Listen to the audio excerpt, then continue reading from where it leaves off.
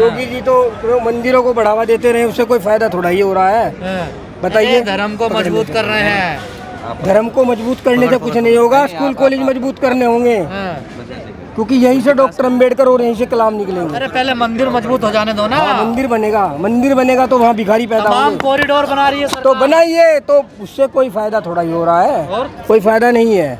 हमें अपने स्कूल मजबूत करने होंगे, और शिक्षा कोई जो निजीकरण कर रही है, एनईपी जो नई एजुकेशन पॉलिसी में बीए पहले 3 साल की होती थी, अब 4 साल की कर दिया। पहले गरीब का बच्चा काम करते करते पढ़ लेता था, अब वो नहीं पढ़ पाएगा। प्राइवेट कोर्स खत्म कर दिया है बिल्कुल।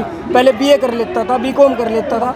अब ये बताइए, वो कह रहे हैं कि अगर आपको पढ़ना है, आपको रेगुलर पढ़ना पड़ेगा, और वो सेमेस्टर में वो कर रहे हैं। तो पुरानी संस्कृति को तो जीवित कर रहे हैं। देखिए, कौन सी संस्कृति को जीवित कर रहे हैं, जिसे आप लोग भूल गए हैं। देखिए, मैं बार बार एक ही बात कहूँगा, यहाँ मंदिर मस्जिद को मजबूत करने की बजाय हमें यहाँ पे अपने स्कूलों को और विद्यालयों को मजबूत करना होगा। भारत को विश्व गुरु बना रहे हैं वो।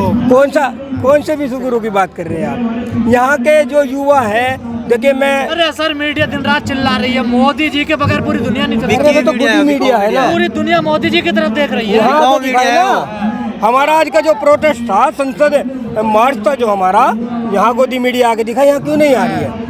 बुलाइए उन्हें, गोदी मीडिया को आए यहाँ पे, हम सवाल करेंगे।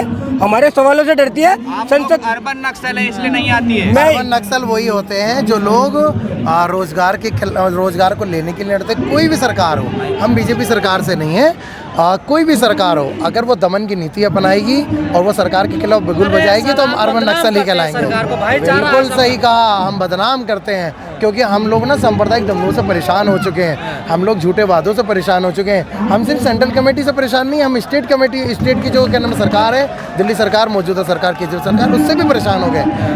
बतौर केजरीवाल 1,21,000 पद खाली हैं, क्यों नहीं भरती है, क्यों नहीं देती है? तो क्या तुम बीजेपी के रोल मॉडल पे चल रहे हो? वो गुजरात मॉडल बताते हैं, तुम गुजरात या पंजाब में जाके दिल्ली मॉडल बताते हो। और फिर उसके बाद लॉकडाउन में 10वीं के बच्चों से 1400 रुपये और 12वीं के बच्चों से 2800 रुपये लेते हो, तो तुम्हारा नाम भी ठगने में आ गया। तो तुम में और बीजेपी में क्या फ़र्क रहेगा? देश की अर्थव्यवस्था को उठाने का काम कर रहे हैं। अभी उन्होंने कैसे दिया है कि कैसे? तो मुझे ऐसा लगता है इकोनॉमिक्स की क्लास पूरी दुनिया को इनसे ही लेना चाहिए। जिस तरह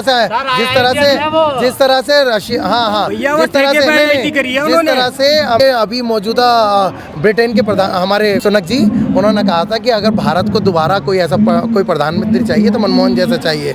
अगर खुदा ना खास्ता, भगवान ना करे, ऊपर वाला ना करे, गॉड ना करे या वाहेगुरु ना करे, वो मोदी जी का नाम ले देता। हाय हाय हाय, इन अंध भक्तों की तो रिले नहीं हो जाती। रोज सुनक जी ने मोदी जी को ये कहा, सुनक जी ने मोदी जी को ये कहा, सुनक जी ने मोदी को ऐसा कहा। मनमोहन का नाम क्या लिया? सुनक का तो नाम ही नहीं है। अच्छा, अगर सुनक का नाम कहाँ से होगा? पहली बात तो ये कह रहे थे बार बार, क्या हम लोग गुजरात मॉडल बनाएंगे। मोदी जी ने तो जाके चिल्लाया था ममता पे कि ममता दीदी तुम्हारे यहाँ पुल टूट गया, भगवान तुम्हें क्या नाम है वो कर रहा है ना, हेड ऑफ तुम्हें बताना चाह रहा, संकेत दे रहा है। अब आपके यहाँ इतने सारे निर्दोषों की क्या नाम है मौत हुई है, किसी भी नेता ने, सेलिब्रिटी ने, पॉलिटिक्स ने, हाँ, तो वही तो हम कह रहे हैं ना, वहाँ दीदी की गलती थी या जनता की गलती है?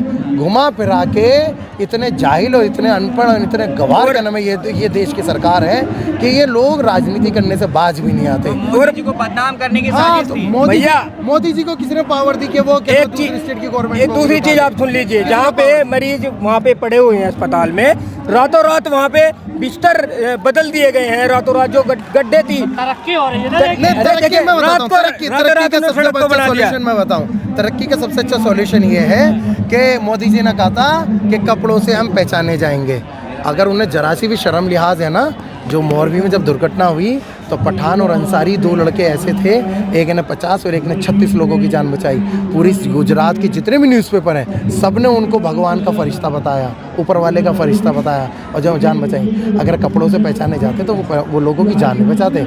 इंसानियत किसी का धर्म जाति नहीं पूछती, इंसानियत हमेशा उसकी तालीम, उसकी अक्ल, उसकी सलाहियत, उसकी डिसिप्लिन, उसके मैनर्स, उसकी हर चीज़ को पहचानती है। कपड़े से कोई नहीं पहचाना जाता। अगर कपड़ों से पहचाने जाते तो सरदार भगत सिंह इस DYFI की नींव नहीं रखते जिसके साथ आज हम खड़े हुए हैं। बिस्मिल और राजगुरु हमारे हवाले इस देश को, इस नौजवानों के हवाले इस देश को सरकार को नहीं करके जाते। अगर उन्होंने अंग्रेज़ों से सवाल किया है तो हमारा हक है कि हम शहीद भगत सिंह की विरासत को आगे बढ़ाते हुए मौजूदा सरकार से हम सवाल करें। देखिए, मैं आपको बता रहा हूँ, संघर्षों के साए में घनघोर जवानी पलती है। इतिहास उस ओर झुक जाता है जिस ओर जवानी चलती है। यहाँ से आगाज हुआ है इस बात का, तो हम ये बार बार कह रहे हैं, जो शिक्षा का सवाल है, जो बेरोजगारी का सवाल है, हम उसे बड़े स्तर से उठाने का प्रयास कर रहे हैं और आगे भी उठाएंगे। भी हमसे बात। धन्यवाद।